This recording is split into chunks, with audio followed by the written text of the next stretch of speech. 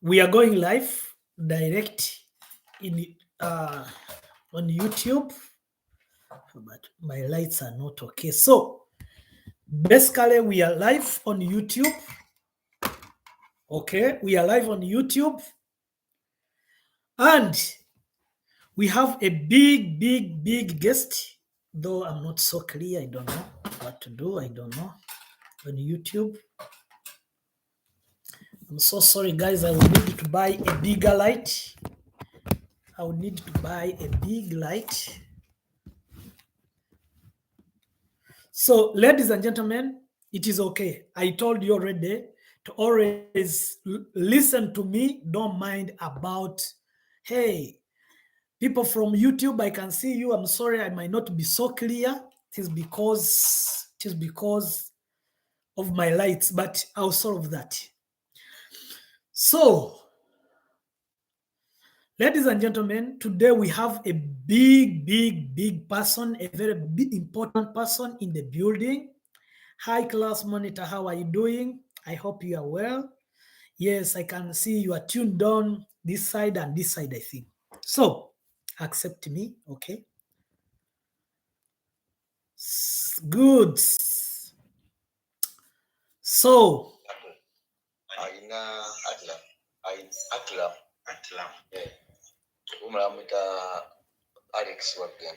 okay. Okay, so I think in the voice you had our the our own here, the journalist, and our own on this platform, Mr. Baliokwabwe, is with the chairman, Mr. Mukundane Ronald, the chairman of Uganda Association of External Recruitment Agents. I think, Mr. Chairman, you just need to change the camera. You will need to change the camera like this. Exactly. So, ladies and gentlemen, all along we have been asking us a lot of questions. You have been telling us they're cheating us, they're stealing our money, they're doing this, they're doing this. So, I thank God that today, with the help of our journalist, Mr. Baliokwabwe Frank, who happens to be our own here on this platform, took his time, and because he's fighting for everyone, for our dear sisters and brothers who are cheated every day and night. I recently told you that even my aunt was cheated when it was me paying that amount of money, thinking that he was going to be taken somewhere, and he was cheated. And my sister also. So, and these people, they have license. I understand they have companies. So, but today we have a chairman of Uganda Association of External Recruitments. What do I mean? This chairman is heading all the associations, is heading all associations of those recruitment agencies. You are welcome, Mr. Mukundane Ronald, and I'm really honored to host you on my page here, Kwikiriza Family Unlimited. We are unlimited, and we think that everything can be solved when we go through the right channels. So, Mr. Mukundane, you are welcome. And a lot of people are coming. Don't be scared. We are only 50 almost people, but I know a lot of people will be here and they are ready to listen from you. So, Mr. Mukundane, you can take on. You are welcome, sir. Wait. You need to unmute yourself.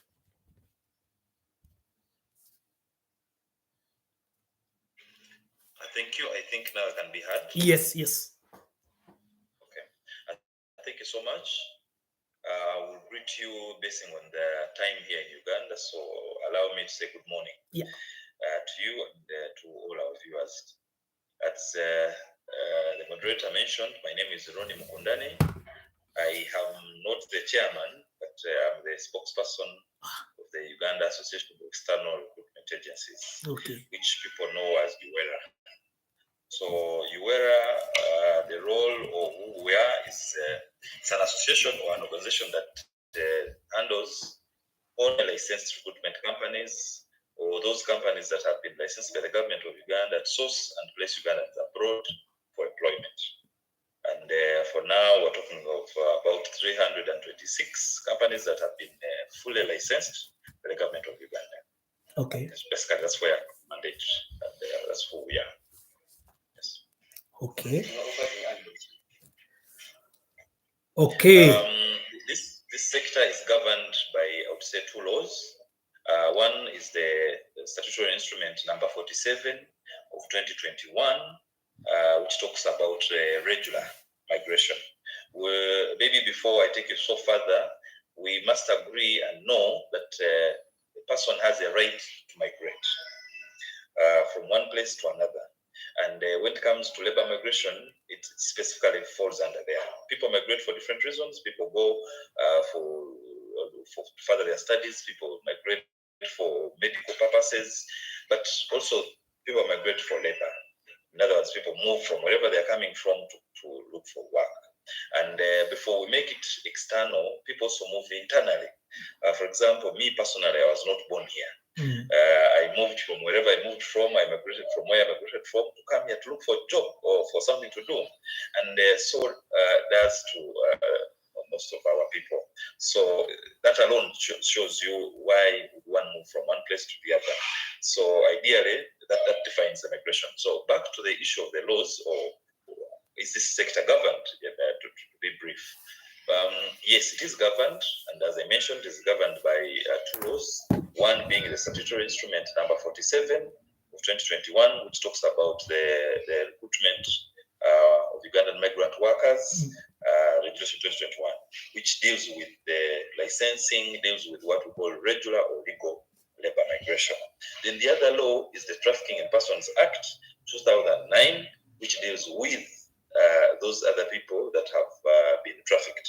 But again, to take you back, as I said, migration is a right. We also know that people normally travel through two channels. One is what we call regular migration, and which deals with the license, going through licensed companies, being cleared by the government of Uganda, or even going as an individual but having been cleared by the government of Uganda. Then the other method is what we call irregular migration. Irregular migration entails being trafficked, but also going on your own as a tourist and visit visa. So what we call adventures, like the cases we've been seeing for those people, our brothers and sisters in Dubai who have been repatriated. So basically, that's what governs this sector. Okay, there is a lot of outcry here in Uganda. Basically, we start with Uganda. A lot of fake companies, a lot of fake agents are calling Ugandans as the umbrella body. How have you gone about that? Thank you very much. It is a very known fact, actually, what you're saying. Yesterday, we issued a statement after seeing on news one of the fake companies called Kautha Agency something. Where? They arrested the rector in Barara, but they said of course they arrested it from Barara, so we assumed that they were operating from Barara, but also in Kampala. We issued a statement regarding the status of that company. And it's not the only one that we have issued a statement for. There were other companies, I think, in about 3 or 4 weeks ago, that where people demonstrated in Nankulabi, where companies take money from people regularly. Now, our work, as I said, first of all, there are two laws that I mentioned very well. For us, we fall under the statutory instrument number 47 of 2021, which is governed or which is implemented by the Ministry of Gender and Labor, which now that deals with the legal recruitment. But the ones who are fake, the ones who are unlicensed, because being fake ideally you need unlicensed, those ones now fall or are taken care of by the Anti-Human Trafficking Act, which is the Trafficking Persons Act 2009, which happens to be governed by the Ministry of Internal Affairs through the Anti-Human Trafficking Department. Now, once we get to know what we do Once we get to know, we do what they call whistleblow. We inform the relevant authorities, we inform our ministry, Ministry of Gender Labor, but also inform the stakeholders, because we know the internal affairs here, trafficking persons department, as well as CID Chibuli that is handling. So we inform them. That's what we can do. But otherwise, for us, our usual role is to ensure and to also always advise people that always ensure that a company traveling or you intend to travel through is a licensed recruitment company. And as we discussed, we'll be able to share how one can tell that this is a licensed recruitment company, this is not a licensed company. Okay. So far, how many people have you served? Okay, before that, how many companies are licensed? As of today, there are 326 companies that have been licensed by the government of Uganda to source and place Ugandans employment. So what are the procedures? The procedures are very simple. The two questions? This is a two-sided question. What are procedures to be licensed, and what are procedures those companies to go through to take people outside? There is a law which I mentioned, which is the regulation statutory number 47 of 2021. Clearly states how one can get a license. It mentions, if you allow me, just mention a few things. That first of all, you must be Ugandan. The licenses are only issued to Ugandans, so you must be Ugandan, and the Ugandan conduct. So in other words, they require you to present your certificate of good conduct from Interpol, but you must also be a Ugandan who pays tax. So in other words, you must have a tax certificate. Yeah, you must have a TIN, but also a tax certificate that you do not evade taxes. And also, you must have what we call a bank guarantee of 100 million. Okay, a bank guarantee of 100 million to be able, because that's the money that is given to the government of Uganda, just in case you fail to do what you're supposed to do for the people you have externalized. That's the money that is touched to be able to repatriate or to pay for the ones you have picked money from and those things. So there's so many other requirements, but also one important one, by the way, for both far, you must not be a tour and travel agency. So tour and travel agents are not allowed by law to have a license of labor recruitment. But I know some. They're illegal. It's because the law, you cannot bend the law. It's as simple as that. You must not be a tour and travel, but also you must not be a director in any tour and travel agency company. So if you are, and then you have a license or you're pushing for a license, then you are illegal. You are doing it illegally. Okay. Yes. So far, we've heard a lot of Ugandans applying, both here and abroad. First, here in Uganda, you talked of someone arrested yesterday. So have you tried to help them to give them their money back? The question is, as I mentioned, the company that was the director was the one who was arrested was of an illegal company.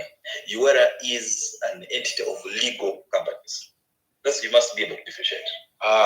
For us, we're all licensed, all those licenses. Exactly. So now, if you're falling under the unlicensed, or you're dealing with someone who is part of in Uganda, we call him Mufedi. Ideally, you cannot come to me to expect you to help you get your refund. I would instead send you to police to be able to arrest, like they arrested that gentleman yesterday. And we believe that police and the responsible authorities will be able to recover that money and will be able to get their money. But do you follow up? We follow up to that level, because otherwise they are not known to us. That's why I say it. We followed up by issuing a statement to differentiate that this company, that Kauta company, is not a licensed company. So in other words, it is not known by UAERA. It is also not known by the government of Uganda. So once it is not known from our side, then how do we now deal with them to recover the money? Okay. On the issue of licensed companies, some certain company at Uganda next to Catholic Church, who took Madam somebody. Since we are talking facts, I will request that you give me the name of the company, because it is our mandate to know. Okay. And yes, that company is in Uganda. For the sake of our interview, the company is already in Uganda. It will compromise our interview, because I will be able to define what answer. Because once it is known, don't worry. Since Mario Kwabo, you have done since you have done an underground investigation, Mr. Mario Kwabo, it would be so nice, since we have the right people right now, it would be so nice we mention their names, because we no longer hide them. It is because of this platform probably that they have arrested those guys. So if you mention them, then they'll pay attention to those people. So we can reduce the buffet as it is mentioned in Uganda. I think it's okay. Okay. Let's have this immediately. Certain companies, they are licensed and they are taking our sisters and girls and our mothers, our brothers, especially in Gulf countries. But certain companies, they tend to neglect their responsibilities to take care or to repatriate those who are in need of repatriation. How far have you got? Maybe what I would say is that, and I'll be very specific, and I will give examples. I will give you examples.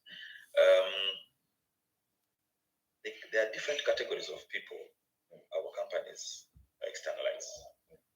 And as I said, they are licensed to look, to source and place Ugandans abroad. In other words, in any country as long as there's employment. But for the category of domestic workers, or our sisters or our mothers, as we literally put it, those what we call ladies who work in homes as maids or as domestic workers, those the government only allows our companies to take that category of people to Saudi Arabia. You will agree with me, there are so many Ugandans doing domestic work in so many countries. And why do our companies only take Saudi Arabia? It is because the government of Uganda signed a bilateral labor agreement with the Kingdom of Saudi Arabia. We have the government of Uganda had also signed with the Aspect Kingdom of Jordan, but that contract was kind of stopped pending review and all those things. And then we also signed an MOU with the United Arab Emirates, but that has never been operationalized. So in other words, no one has ever traveled on that arrangement. In UAE. Really? But yes, but for Saudi Arabia, the bilateral is present, and it's the only bilateral that the government of Uganda has, which specifically says that the domestic workers or the females or the ladies in this case can only be externalized to go and do domestic work in Saudi Arabia. Now, what relating to your question of when the companies neglect this, remember, for them to externalize, they must be cleared. The job, first of all, has to be cleared, approved by the government of Uganda. And the basis or how they have a relationship with the companies in Saudi Arabia is because of this bilateral agreement that the government of Uganda signed. So to literally put it, the government of Uganda and that of Saudi Arabia agreed that they will be sending in Ugandans, and the government of Saudi Arabia should take care, because there are different obligations that each party is supposed to play. Now, yes. So now the Ugandan government here licenses companies and says, Bruce and the company take people to Saudi Arabia, those who are going to do domestic work. Even you will deal with the company B, which is a foreign company in Saudi Arabia, which I have accredited through the embassy, because the embassy of Uganda accredits, visits these companies, the foreign companies of Saudi Arabia, ensures that they are licensed in Saudi Arabia to recruit Ugandans, but also accredits them on the basis that they have what is required in terms of accommodation and all those things and the jobs. So the Ugandan company deals with the other one on what we call powers of attorney, on the basis that the government of Uganda agreed. So you are the one who has sent me to go to BMK house and see so and so, because you deal with this person. You understand it? Excuse me. So what does that mean? That when they were agreeing as governments, there were obligations that were given to each government.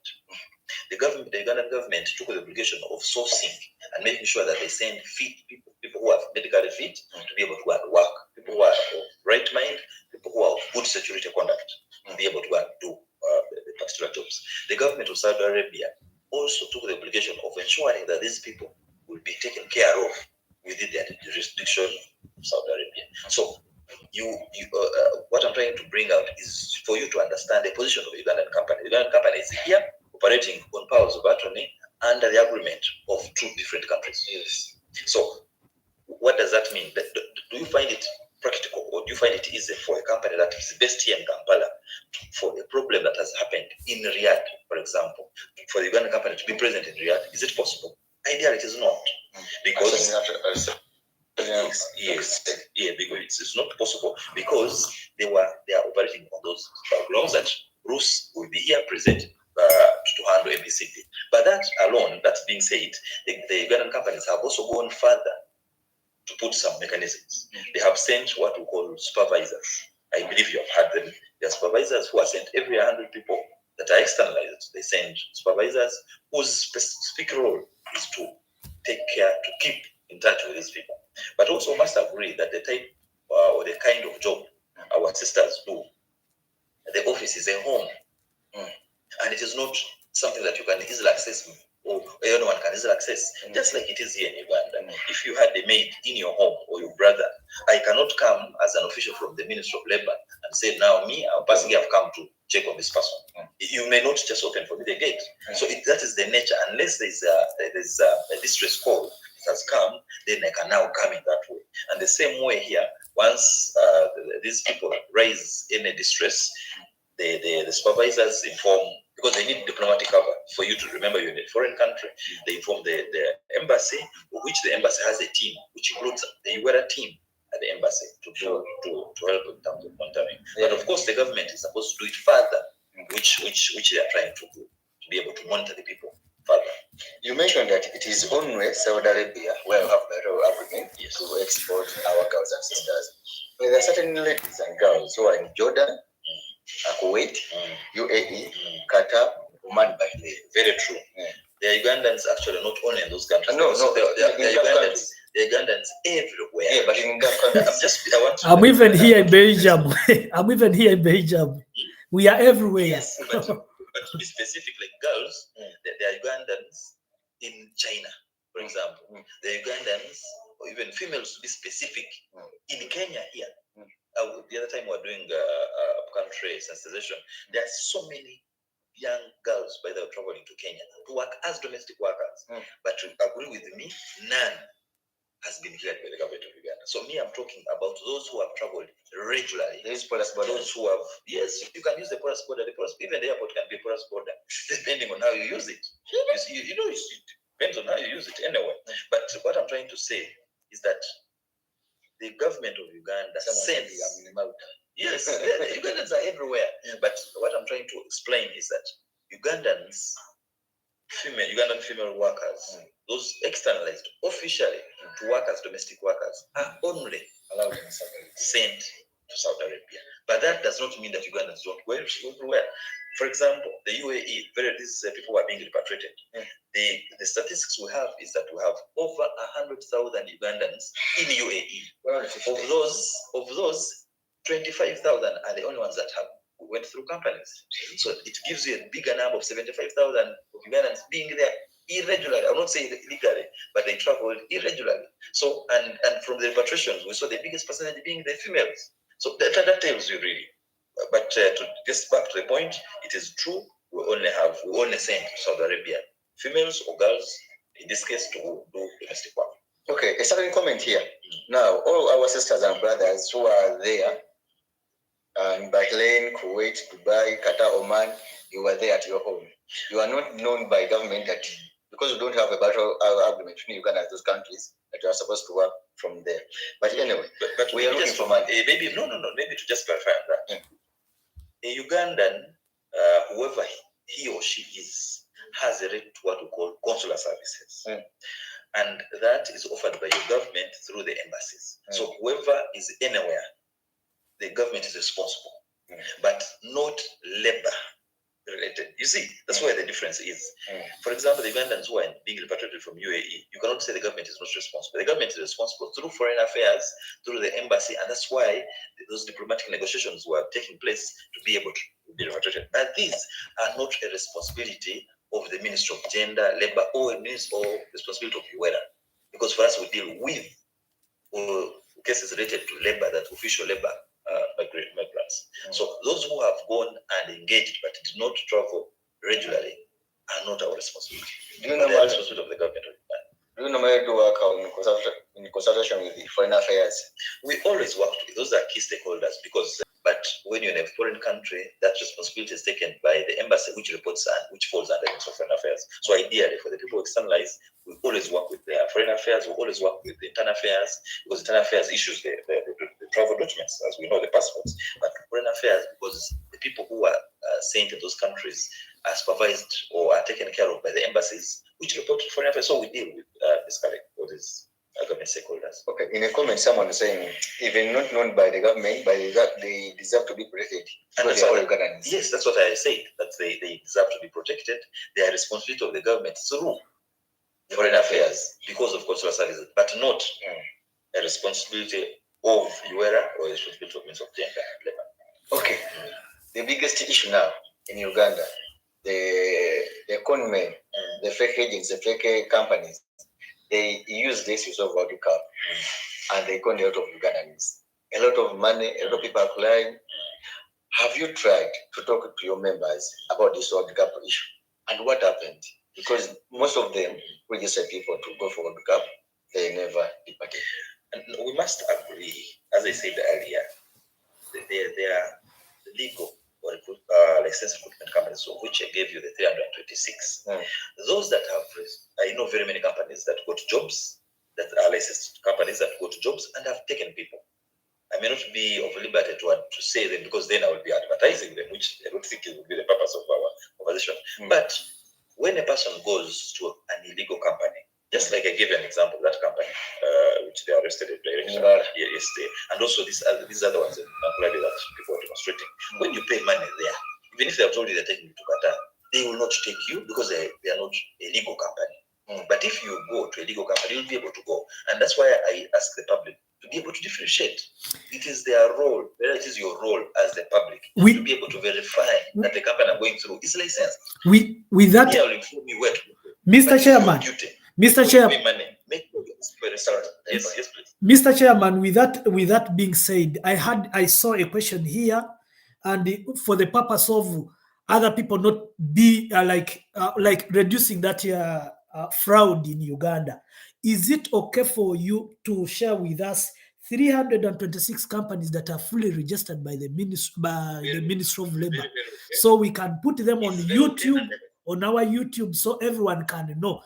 We can decide to make a video about these companies, so those companies probably who are not registered, they can think, they can know that we need to register ourselves.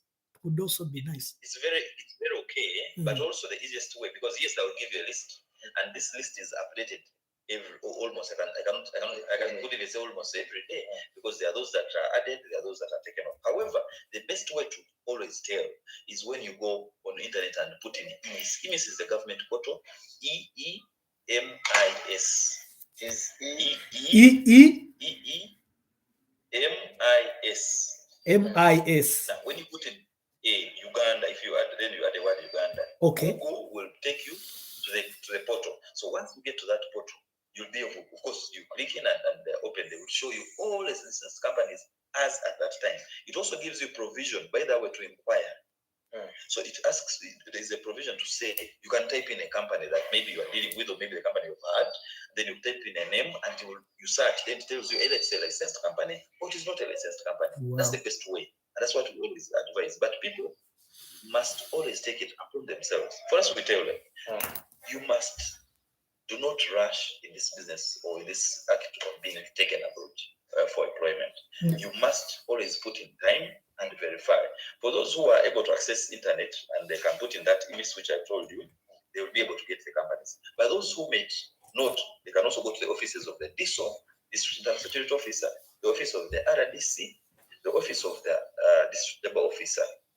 They'll be able to get all these lists of updated companies and consult and make sure that they go through a licensed company. But that also, once you, because any company can lie, maybe you picked it on the IMIS and they tell you maybe they have duplicated the name of a licensed company. Really? So yes, it's possible. Someone can be reducing people, making themselves as if they are officials of state house and what someone can make, Yeah. So, what we always advise is that, for example, before you pay money, you must have signed a contract, you see, because you must know that what you're going to do. And that contract is what we call an employment contract.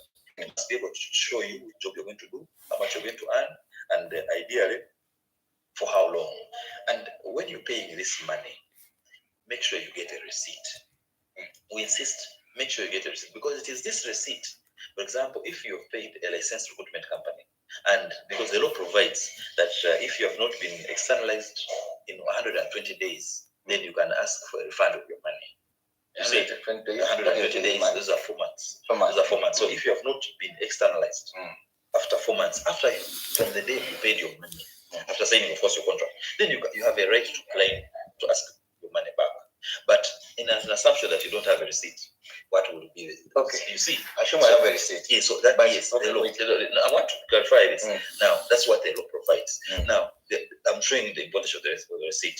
For when you have paid a non-licensed or a fake company, that receipt is what you bring to us, or it's the receipt that you take to police to be able to help you recover your money. So the receipt is very, very key. Okay, I have a receipt. In 120 days. Between 120 days, the company shifted. No, shifting does not mean, you see, me shifting from BMK House, where you found me here, does not mean that and I go to maybe Kampala. Are you talking about the fake? No, of course, no. I think we're confusing the two things. The 120 days apply to a legal company.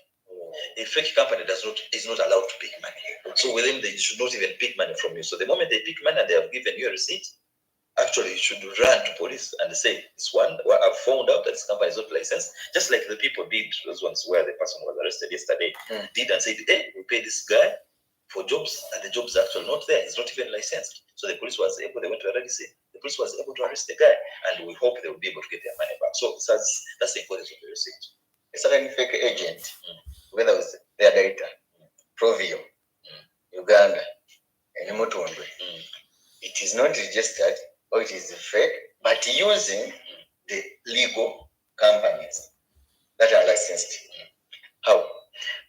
Someone receives the money, and then for him, he does everything, like the first groundwork.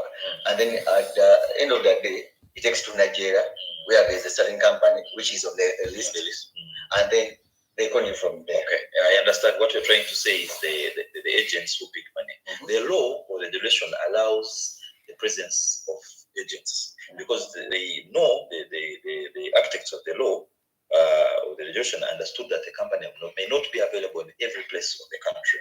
However, the agent must be identifiable, must have clear identification that they work with company A, and that agent is not supposed to collect money.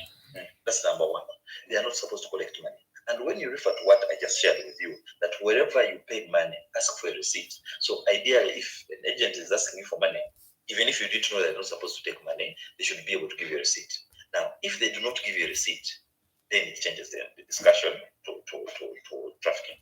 Now, if they give you a receipt, which receipt have they given you? Is it for that company they are working for?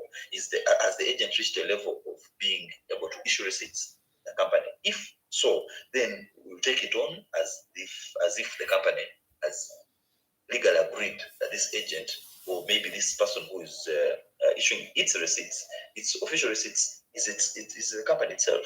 So, in other words, an agent, just make it brief, an agent is not supposed to collect money. So I will tell the public, do not pay an agent any money. The money should be paid that is required, should be paid to the company premises and the receipt issued. The second question here, do you help those who are denied to come back to Uganda after their contract? Ideally, for those who have been externalized officially, normally the contracts are 2 years. And it's very clear. The contract states that once the contract has expired, the employer is supposed to issue you a return ticket. Now, because remember your travel was facilitated by the licensed company and you are cleared by the government of Uganda, your tenure in that country is known. So after 2 years, you're expected to come back. You have had cases of where people stay and hope to renew, which is wrong, which is illegal. But in an event that the employer insists that you stay, of course, once you inform us or once you inform our members, and you of course went through legal means, the government takes it upon itself through the embassy to ensure that you are repatriated and come back to your country. Why are those people here so reneged? When you have your member, when I am back, airport, we enter the airport. No, the Ministry of Gender in our desk. So someone was aware people at the airport solo. No, of course, yes, I don't. Of course, we don't allow someone to be rude. We don't. It's not right for someone to be rude. But sometimes could be when you are traveling. You see, their role there is to first of all profile any Uganda traveler, because the desk is supposed to also help fight human trafficking. And as I said, people can, however much you have a right to travel, but people are also deceived that way. That because you're exercising your right to travel, you are given a visit or tourist visa, but anticipating that when you reach, for example, Dubai, you're going to be given a job, which sometimes is not there. Like we've seen cases of people being patriated. So to avoid and reduce such cases, that desk is supposed to profile you and actually see that, are you really a tourist? Are you going to Dubai to tour? Are you going to visit? Do you have a family there? Or you're just going there to look for a job? So maybe they could be hard. I don't want to say rude. They could be hard people of such a nature when they're asking them to produce evidence that indeed they qualify to travel, but ideally they're not supposed to be rude. But that's it. Are you involved in decision making on how much your people or your company are supposed to pay as a clearance fee at the airport? We don't pay any money.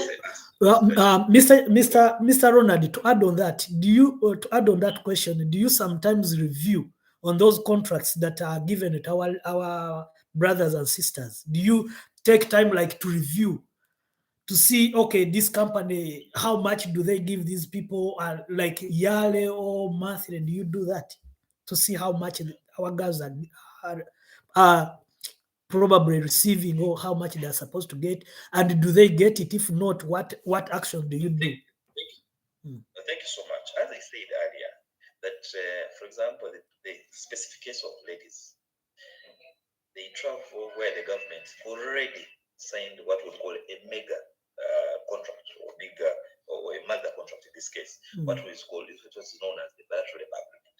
So the governments already agreed that, for example, my people will come and work as workers, and they will earn 900,000. You see, the Ugandan government and Saudi agreed that when I send you my person who is 21 years and above, will come into work as a domestic worker, will earn 900,000 and will undergo ABCD. The person will have a 2 years contract. Will work for 2 years. Once the person has finished the contract, you'll pay the ticket to come back. But while the person is working for you, you'll provide accommodation, you'll provide meals, but also to move from here, you'll provide the money to pay for the ticket and the entire process. Now, that way, the contract is also derived from the bilateral agreement. And the government of Uganda has the best lawyers, has the biggest lawyers as far as Ugandan government is, as far as being in Uganda is concerned, because they have an office that is known as the Attorney General, who is the government lawyer. Now, for any document or any agreement that is signed for Uganda or by Uganda with any other country, the office of the Attorney General and the Solicitor General goes through this. Do they meet the Ugandan standards? Do they meet what is required? They don't sign out of hurry. They go through. So once they have agreed, then they sign. Now, being told you that the contracts come from the bilateral, which was approved, and the same way the contracts were approved, there's no need for continuous review by us. However, for anyone who is going, the ministry requires to have seen that you have signed. You see, even when they know it, that this is the usual contract, this is the contract, section A says this, section B says, but they also make sure they go through for everyone who is being standards to ensure that you have actually signed. Someone is saying that they sign different money, they receive different money. Those are the ones who are traveling irregularly. They are saying those are yes, no, I've not seen it. Because you see, this is what happens. When you sign this contract, we normally call it a four-party contract. It has you, the employee, because you sign. It has the employer, it has the Ugandan company. It also has the foreign company. But it does not stop there. It also has what we call next of kin. Your next of kin, it also comes and signs for you. And ideally, it shows how much money. It shows 900 if you're going to do domestic work. It shows which country you're going to, Saudi Arabia. It shows the house you're going to. Now, if you reach Saudi Arabia, for example, and you signed for 900,000 and they're paying you 500,000, and everyone else does not know, it's only you. I have not seen it. Mugezeza okukulwanira bannayuganda okuwongeza ku nsimbi. Yes. Kati njagala kutegeeza nti contract bilateral agreement gye badde njogerako baagisayininga mu mwaka gwa 2017. Naye kati kutuuka ekiseera olaba kati tuli 2022 gamba obaddewo bintu bingi bikyuseemu. A lot of changes have come in terms of finances and all that. Naye kati ate ekirungi ekiriwo nti bilateral eri due for review. Minister waffe yaliyo at the start of this year. Agenda so never forming what they call joint task committee.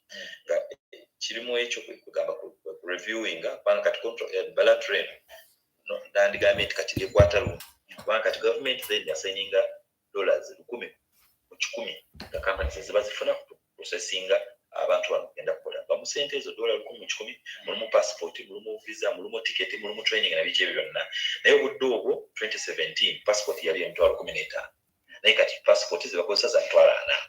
Obuddogo training yali ya weeks yena kumusaavu na $5. Naye kati take epya yakyusa training ya na 14. So chegeza sente zeyongeramu. Obuddogo GCC yali wansi $2. Naye kati $10. So gamba bintu bingi izenga bibeeramu mbegakaawo waddewo sente zigenda mu covid test and all that. So kati kwegamba nti ne olukumi 10 tugamba nti terukyamala. So ebyo reviewing si kyekyo kyokka n'omusaala gw'abantu kati $9,000 zaali nyingi naye kati kulemu kukyukakyuka y'embeera ne economy nebiki tezikyamala. So kati part of what they are doing in review includes that, but also other things to do with the human rights and all those things, the safety of the Ugandans, all those things. So it's under review. We believe that once that is done, the next few days we'll be able to, or next few months we'll be able to have something else better. In my groundwork, as I told you, Kayanja Provio guy, akwata abakozi abantu abagenzi we n'abatwala ku company ndala, and that company wala wali seat etali manya gari lengo different office ekyo chicha banga kati nze nkuwulira nti obugenze wa company ogambi Calvin Kayanja yaba inga anti Provio company Provio ndala o Provio international licensed eri company mateeka naye government eteeka likiriza companies kubeera ne ba agents naye ba agent bantu tebali supposed kubeera nga bajja ku bantu sente ekyo ndowooza oba simanyi bategese bulungi etteeka likiriza companies okubeera ne ba agents bantu bamanyi companies eyinza kubeera wamu wonna naye agent alina kubeera identifiable alina kuba yiraga abalina identification emulaga nti the agent wa company bweti kati ng'oyo alina kubeera nga alaga nti ali agent wa company Provio International naye ali supposed kubeera nga ajja ku muntu yenna sente. So baba amuggyeko sente ate n'amuwa receipt ate nga si ya Provio. Receipt ogambye amuwa ya Provio but si ya Provio. Amuwa receipt ye. Okay, bamuggyako Provio n'amuvaako staffing Nigeria. Kati abeera nga amutambuza bw'atyo. Kati of course staffing Nigeria tebakuwasa receipt ya staffing Nigeria bakuwa ya kintu kirala. N'olwokubulidde mu office yawo. Naye kati ekyo of course naawe oliba okirabira ddala nti tekiri mateeka. Ndowooza okiraba nti kibakola si suppose kubeera nga kikolebwa.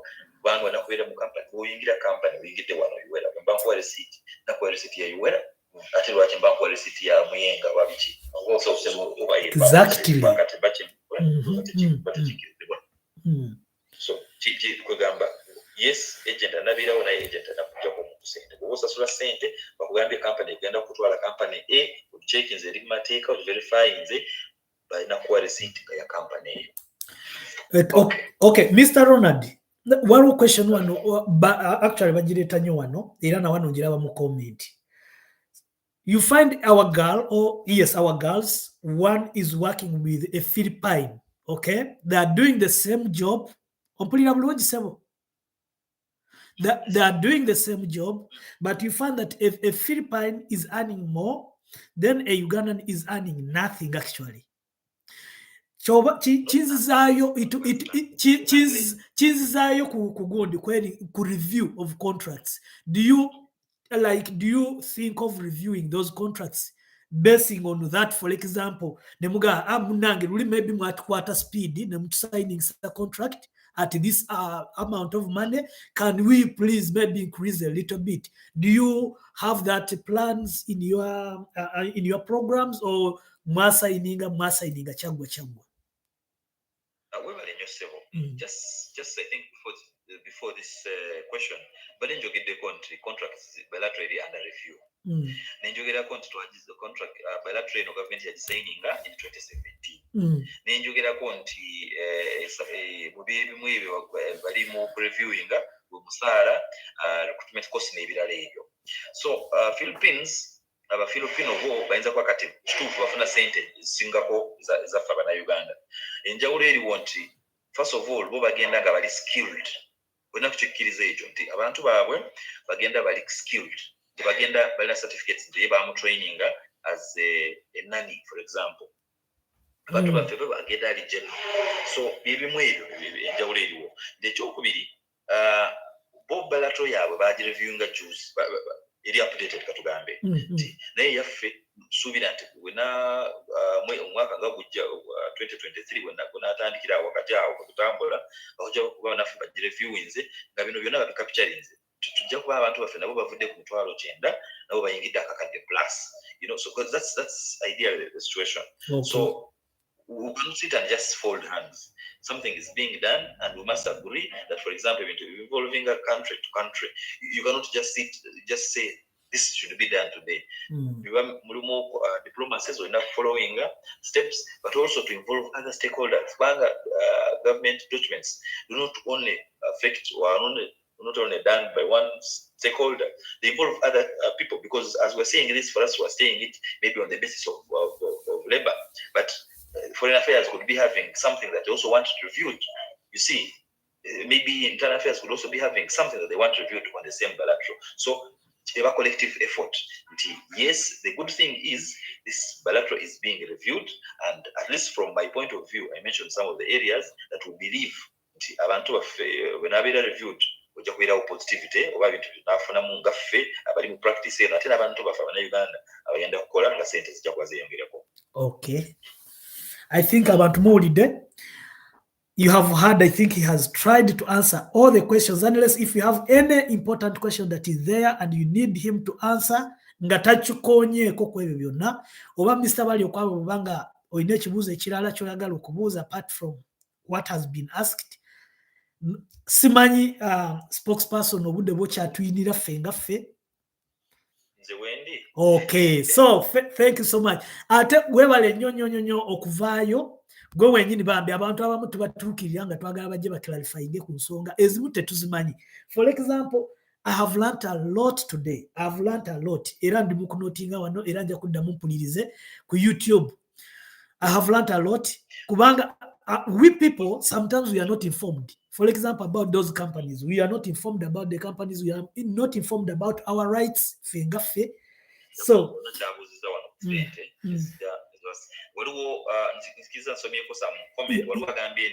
why do they deduct a lot of money when they say so? Deduction knows they already. Sente zo ziweze zibakusasudde ziwakkiriza ziri mu bilateral oba ziri mu agreement. Yes, so kati baba bakusasudde sente ezo oba oyita mu training wano abeeranga orientation wabeeramu kitoyita financial literacy baba training bakuyigiriza engeri gy'okozesa sente zo engeri gy'ozibikamu and all that money management system mu ekyo baba introducinga ku banking system. Let's just force nga tuna opening a bank account.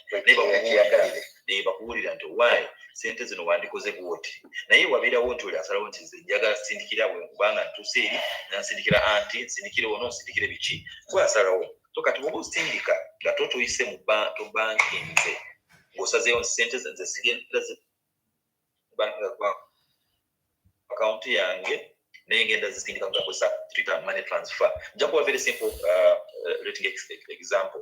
Buli muntu yenna wano abeera alina account oba akozesaako kituyita ATM machine akimanyi nti ojja kugenda ku ATM ojja kujjako sente naye bw'osalako nti sente nze ejja kuzisa ku mobile money bajja kujjako sente. So very as simple as that. So kati network sente ozo ziva mujjako ogwo musolo gwabo agabayita nasi government gw'osazeewo nti zisa money transfer ebeera ku transactional costs engeri gye mukwata example mobile money busazeewo nze sente zange nja zijjako ku ATM bajja kujjako naye bwogamba nti nze kuzijjagisa ku mobile money bajja kujjako transactional costs so kyekimu kino naye tulabye ne tutuulaawo ne tugamba nti kale sente kazira zivaako nedda tugezaako okugiraziganya ne Ministry of Foreign Affairs Ministry of Finance kubanga supervising a banking system in Uganda wera nti waliwo special arrangements whereby people can transact at lesser costs. The other is for now the sente zigenda mu transactional costs. Waliwo issue ya sente mwami obadde omutugeddeko nti sente zibajjako sente zitusasula ku airport. Sente zetusasula ziri bwe ziti nti buli mulimu wetufuniramu na Uganda nga tebanagwa approving ku embassy tusasula $3 buli muntu ate $1 zijja mu government nga zijja directly mu government ezo nga mulimu tebanagwa approving. So wegamba nti baba beetaaga katugezeeko nti ba housemates 100 kiba kitegeeza $3 tulengamu emirundi 10 ziba zikuwa 3,000 ezo sente zigenda mu government coffers direct non-tax revenue ziyingira mu government. So ne sente endala zetusasula of course processing a passport zetuta foreign earning nga sente zino ngeri gye mugambye nti company bwebe kutwala kati ngeri gy'owulira abawala bakola mu domestic work bakola mu nyumba babasasulira buli kimu. So ate nayogeddewo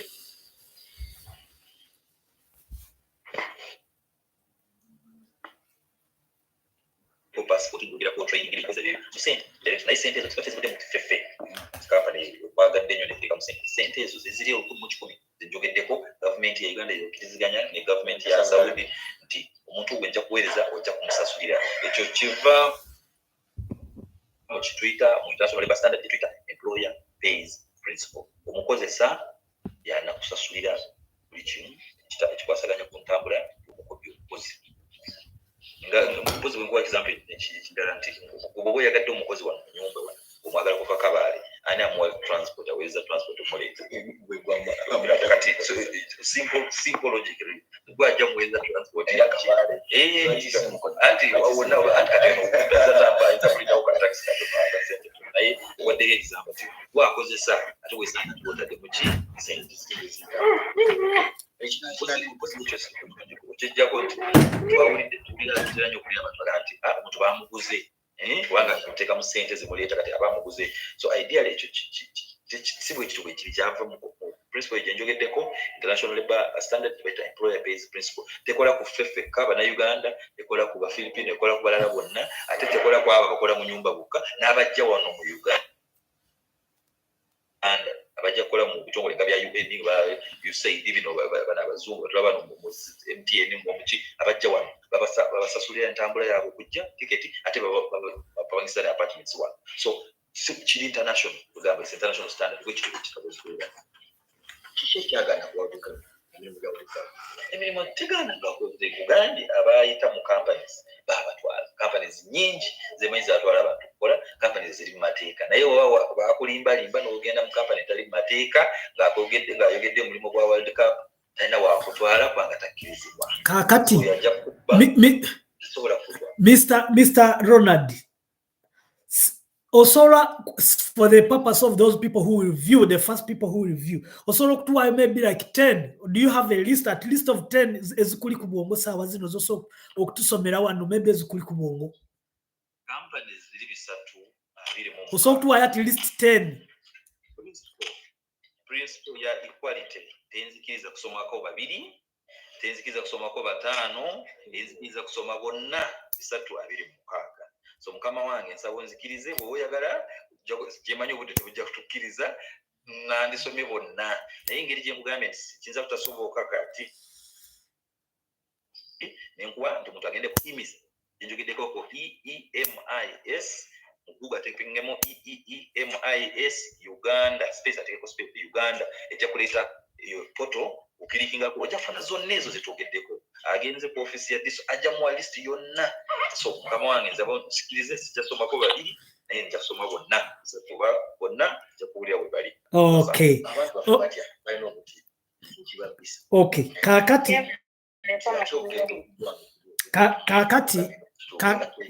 yeah. Kakati Mr. Bali okwamwe Mr. manyiko wano nga njukira bulungi passport wano bantu bajjanga nga avudde bugiri avudde wa wonna n'atuuka wano azze kulwa passport naye n'atuula bweru nali wa omuntu omugezi yaba amukolerawo yamulimba yamanyi ngeri gyayingira so oluusi bababba naye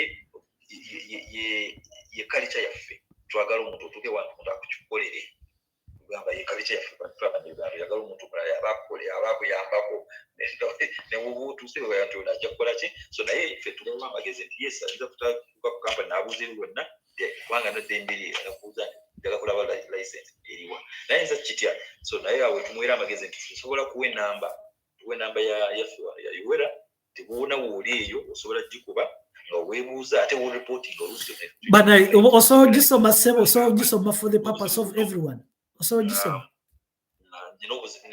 nfunye obuzibu buno nsaba munyambe tegeeze kino oba neebuuzaako kino eno kampani eri mu mateeka eno kampani mugimanyi oba kampani ekoze bweti ne bweti enamba eyo eri 02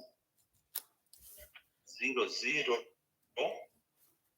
90 87 92 jajiddamu 02 00 90 87 92 so enamba eyo enamba ya Uganda kubanga tolusegere twogera n'abantu bali eri eyo namba eriko kodi wateekako ya kodi ya Uganda +256 nogattako enamba ya wano ya Airtel sobola gikuba bonna naye obudde obwo bina kuba kuva saawa ez'office kubanga tekola kiro waliwo ekibuzo ekizowa kontwali ze basayininga bannayuganda zitunda ebintu pogani zaabwe ez'omunda nze sinalabako omuntu atunda Uganda sinamulabako kidayo wali tetumanyi oba twagala emirimu contract abantu baffe jogeddeko kintu kimu financial literacy kyebadde bayisaamu ekirala kya culture n'ekirala curriculum by the way zino training eno bagikolera baziyita accredited training centers zino za government yaza accrediting ati omulimu gwazo gwo gwakuyigiriza abo bokka abagenda kukola ebweru si gwakuyigiriza buli omu nedda abo bokka abagenda kukola ebweru so ziri omulimu gwa specific they're supposed to train people are going to work abroad so kane curriculum tugambe eri set kwabo abagenda kukola ebweru so mwebyo mu curriculum ebitonotono mulimu kyekutya contract appreciation contract eyo eri mu luzungu ne mu Luwarabu yes kinza kuba kyangu nti omuntu ayinza kuba tamanyi Luwarabu which is common mu luzungu tamanyi biko tonotono naye mu budde obwo nga bagikuyisaamu kubanga ena terms and conditions nyingi bakyusa mulimi lwotegeera bagitranslating mulimi lwotegeera nti oba Luganda babayisaamu abamanyi Oluganda oba Lunyankole babayisaamu oba Lugisu babayisaamu kugamba nobeera nga ati omanyi kino kigamba bwe kiti naye ekirala of course assumption eri nti gwagenda kukola naku omanyi muko Oluzungu kubanga ekyo tukimanyi nti oba tomanyi Luwarabu for example ate bakutwala mu museza Gulf kubanisa Luwarabu kati tomanyi Luzungu ate ogenda kwogera ki kubanga mukama wawe tamanyi Luganda tamanyi so naye ekikulu nti baba babayisaamu ne balaba buli term and condition ate ne next of kin naye bamuyisaamu indeed next of kin is screening ate gamba nti ntuwo batukiri bagenda kumujjamu eriiso bagenda kumujjamu mutima tekisuubira nti asobola kisenge waliwo abagala okubuuza Becky buuza ndowooza lindako Becky nga tonaakubuuza nsaba bwoba olinnye wano if you come here to ask please remain professional don't be provocative buuza ekibuuzo with respect it is not about politics we are not here for politics we are here to learn kindly try to be respectful in your question nkimanyi abangi mulina amaziga mangi ku mutima but ono omwami si yababbye naye atryingako okukola omulimu gwe singa nti talwana kola omulimu gwo probably teyandituuse wano but is fighting to make sure that he informs you bw'oba obuuza ekibuuzo kindly remain respectful tetwagala next time okumuyita naga no I will not step there kindly be respect give your question okay give your opinion or your view but with respect so Becky balamusiza nnyo mwenna akankulamusiza nnyo nze mbadde nsaba okubuuzaako kituufu eddagala ne wemba mbadde ndimira terikkirizibwa kuyita ku kisaawe kuba nsobola obba n'eddagala nefuna tiketi ng'ate sinnalimalawo. Naye ate ne bakusaba ate ebbaluwa ng'ate olwedde obadde olikozesa. Ekyo kiri kitya ssebo? Okay, that is one. Oh, are you noting them down? Yeah. Okay. So class monitor. Gyebaleko basebo mbalamusizzaako mwenna. Kati nze kyange kiringa suggestion ate nina n'ekibuuzo. Mukulu Ronald. Obadde okimanyi nti abaana abajja abamu tebatuuka ne ku offices eziri supposed oba receiving eno munsi ze Saudi.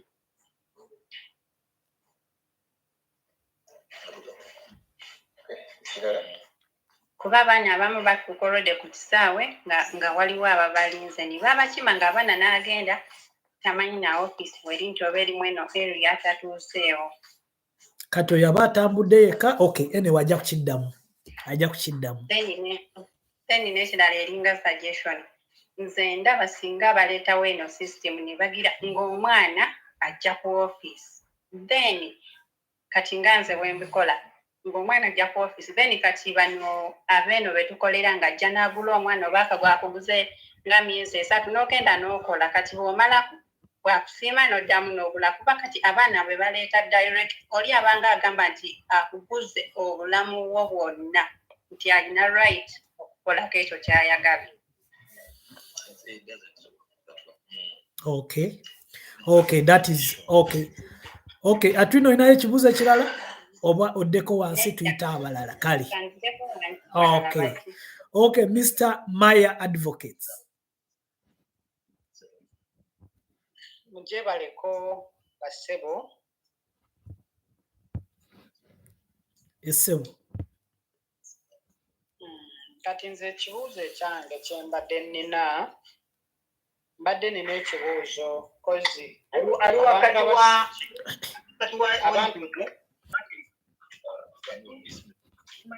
Isaac ye muting soka muting Isaac. Okay, mumaliriza muting. Yeah, then abantu omuntu agenda n'ayiya ssente ze ng'ali Uganda bambi ng'ayagala kutambula kozi Uganda tetulina mirimu ekyo mukimanyi. N'ayiya akasente n'afuna visit visa nga oluusi ayagala kujja mu nsi zino akyuse ku bulamu. Visit visa n'agifuna n'abookinga ya ticket buli kimu. Then atuuka ku airport okwo ng'obedde buli kimu kyonna yakikozeeko. Naye ne bamugaana okukola ki okuyitawo. Ekintu ekyo kituluma nnyo naye nga sometimes baba baagala ssente nabo bawe ekyobawadde. Kyekibuuzo kyange kisooka. Ate ekibuuzo ekyokulala bannange mutuyambeko ku bantu bemuweereza paasipooti aba Nigeria n'abantu abalala. Erinnya lya Uganda bali mu kulimalawo. Osanga omuntu wano alina paasipooti ya Uganda nga mu Nigeria ate nga yagifunira Uganda. N'osanga omuyindi tamaze emyaka 2 e Uganda alina paasipooti ye Uganda ate ffe mu nsi zaabwe kye tutasobola kukolerayo. Yeah, mutuyambeko ku ekyo. Kati Mr. Maya, ekyo ekibuuzo tujja kukyadressinga ku passport kubanga we are expecting spokesperson wa internal affairs olwaleero tubadde tumu expectinga naye olwaleero ne tusala ne tuleeta Mr. Ronald. So I think next week tujja kuleeta spokesperson wa internal affairs ajja kuddamu ekyo ekibuuzo. Leka tumuleke kumutika emigugu egitali gigye. Ekyo kya passport kyennyini kiwandiike wansi ojja kukitomeza oyo spokesperson wa internal affairs. Kale ssebo. Kale bambi mwebale otuweereza omukisa guno okubuuza ku bibuuzo byaffe. Kale ssebo. Mr. Charles Matovu. Yes. It is your turn. Nze host. Na chairman kubuuzaako ne bonna Uganda mwenna mbalamusaako mwenna.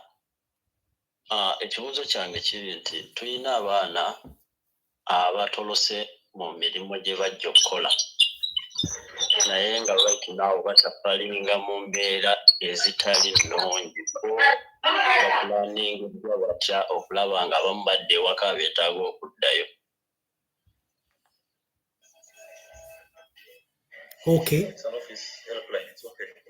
Okay. Ekyo kiwedde kyekyo ky'olina ssebo? Kyekyo tijja kubuuza kingi kubanga kyenadde ngenda okubuuza omukulu ono akibuuziza ekya passport. Okay, ebyo bya passport tujja byadressinga ku passport. Tetumutika bibuuzo ebitali bibye kale ssebo. Okay, ssebo, thank you. Yeah. Thank you so much. Addako is a African lady. After that, okay, Kalis. African lady, tukuulira bulungi. Waayo ekibuuzo kyo. Ekibuuzo kyange ekisooka.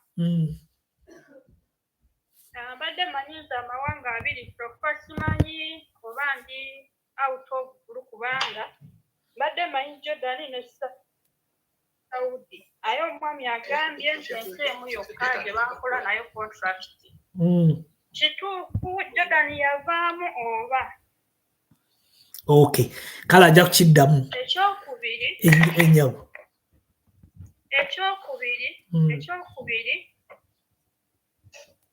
Bannange abaana balina obulumi, abaana tulina obulumi. Bannange just omuntu weeteeke mu bigere ebyo ng'omanyi gwe mwana wo yakirimu olawo obulumi obwo. So bannayuganda tuyigenga okulumirirwanga bannaffe tujja kuwangula mu buli kimu. Kubanga tosobola kungamba nti enkonome every time ekyuka. Kukyanga bateekawo etteeka nti bakyali mu nteeseganya. Bannange tubeere feya. Tubeere feya obugambe nti ono Munnayuganda munnange guno musaayi gwange agulumirirwe nga olaba zino ensi bannange n'okwata ku muntu waayo oba zolo oba ani bannange kitegeera. Naye okuva etteeka bwe lyajja enkonome ekyuka buli lunaku n'osanga nti omuntu ayisizaawo etteeka eritalina n'amakulu n'ebyo liyitawo mangu speed. Ekitegeera wekuba kufa kubeeramu okufa n'omusaayi ne guyika naye abaana banaye n'ogamba nti ekintu ekyagulanga siringi 5 kati kyatuuka dda ku mutwalo n'engeri etteeka temuddangako ne mugamba leka tulikwateko. Bannange abantu tulina obulumi. Nanti kwekyagambye African lady wangi mundakiika eziddako abiri omwami alina meeting n'olwekyo tubuuze African lady aveeyo tubuuze omulala oba ebibuuzo tubikomyawo ate mu bino. Nanti ono ajja kubajja tujja kumusaba abeere nga tu visiting at least once in a month. Kubanga eno program eri about traveling. Buli ali wano sofa tuli bantu 200 ku YouTube plus. Buli wano tubeera everyday tuogera ku kimu. Era kyemmanyi singa abadde eno program teri relevant kumwe yandibadde tajja. Naye tujja musaba every month tusobola okusigala nga tumuhostingayo n'atu updatinga. Nekirala tusabayo enteekateeka instead of creating those many companies. Muteekewo ebintu bye mugamba let us create our own jobs tuwa abaana baffe emirimu. Banaye no one loves to leave his family. Nobeerayo up to 3-5 years without seeing your family. Banaye is still acting. But you have nothing because you have nothing. You have to cater for your children. Kaddemu ebibuuzo kati Queen after African lady leka sokaddemu bino ebibuuzo then tubuuze ebirala. Nkyemanya I know you guys you are hurting but naye talina kyasobola okukola naye these platforms zino zijja kutuyamba okukyusa. Nanti kati tutandise Madam Queen You are nothing in Uganda, you are no longer a Ugandan. For sure, you are no longer a Ugandan. You cannot digest anything. No one can listen. Kakati ekikulu kiri bwe kiti tumulese tutandise. Luli abadde tajja ne mwogera naye tumulese tutandise muleke tuleke kumutania next time. Leka ekibuuzo buuza kimu next time obuuze ekirala tugenda kukola program zona ajja kubiddamu. kyemanyi luli maybe abadde tasobola kwogera nammwe physically ng'agenda ku TV n'ayogera naye kati social media etanse okubatuukako mu office mpola mpola tujja kutuuka abatamanyi advantage y'eno app mujja kugitegeera na gye bagamba luli mubadde mumulaba ku TV naye kati mujja kubanga mumulaba physically ng'osobola okumubuuza ekibuuzo so let's remain obulumi bwe tulina ffena tubutegeera naye leka tuleke kubuwaayo mulundi gumu olina bbanga ddene ery'okwogera naye. Okay, Kale, Mr. Ronald, you can go ahead and answer these questions. Ask them. Thank you so much. Our African lady kulira concerns nyingi nyo naye ate ezindala sizaffe. Naye nawe engeri gy'ogambye nti okuba mbeerawo every month and tuwayaako ku bintu bino. I think it's key nti abantu babiri nga bafuna information entuufu.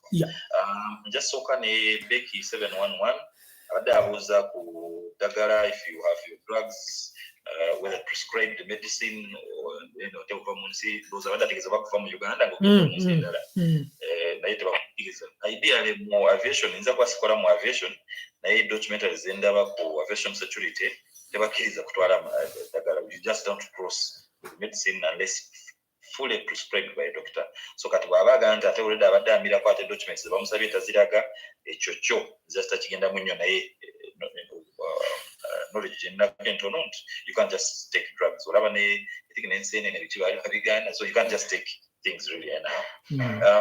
Atwine yogeddeko ku bawala abatuuka ku airport and they are taken straight by their employers. Yes, we have had these cases and so the requirement would be that they go to the office first, but sometimes we have heard that they are taken straight by the employer. Naye ekikulu nti embassy ebefuna list nti yes omuntu ono atuuse olunaku lweruti abeera agenda kukolera omuntu ono. So bw'aba agenze nga muyisiza receiving mu nsinga Saudi bulungi naye n'agenda straight ku nyumba omuntu aba amumanyi government eba emanyi.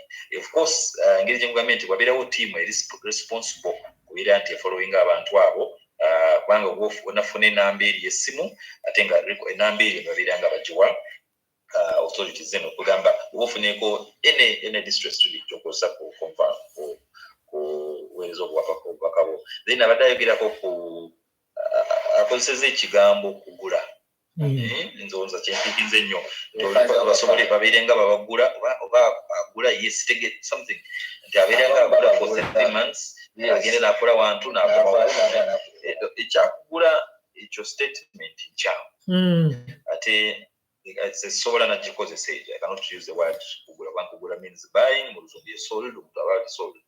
There is no one who is sold. You could say hired kubanga naye onaffe wano not hiring naye recruitment eri ya mirundi ebiri waliwo abayita abagenze mu mega companies babeera mu mega companies babeera mu mayumba direct babeera babeera mu office recruitment ngeyise mu recruitment office. So kati kitegeeza ati nti bw'oba oli mega company babatwala ne babeera nga still then bagenda bakola wantu bakomyawo then office yekutwala direct n'okola wa nyumba. So those are what I would but idea that's what I would explain. Then Mwami Isaac Metric abadaga nti omuntu aba akoze ku bintu bye byonna ng'agenda kutambulira ku visit visa agenze kweyiya ate lwaki n'atuuka ku wano ne bamulemesa ate ng'agenda njogeddeko nti entambula ya mirundi ebiri kusooka muzungu njogeddeko kituyita regular migration oyise mu mitendero mituufu oyise mu companies licensed ogenze ng'omuntu kinoomu naye government clearance naye njogirako ne category y'okuyita irregular migration omuntu bakukusizza oba omuntu ogenze ku visit and the tourist visa naye ng'omanyi nti tugenze kulambula agenze kunoonya mulimu oba travel is irregular what we say mateka. So yes government neddembe ene actually ekirizibwa kugaana kulambula ensonga nti ovudde wano ogenze n'impozi olaba kubanga tugenda nga mukozi lwaki ate ogenze ku tourist oba visit visa badde oba ogenda kukola banakubeera ng'otambulira ku kiyita work visa. So kugaana oba kubeera nga kubanga tumanyi nti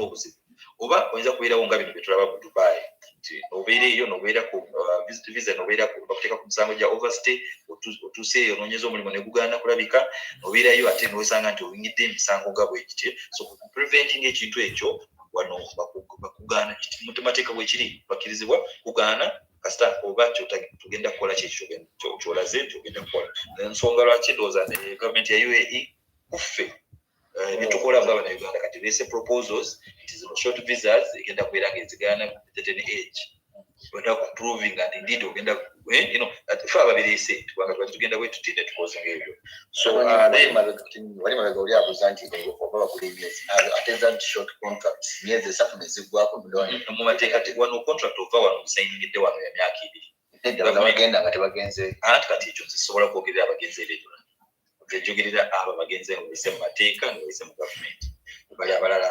sibamanyi ngeri gye bakola ebintu byabwe saagala nabbe manyi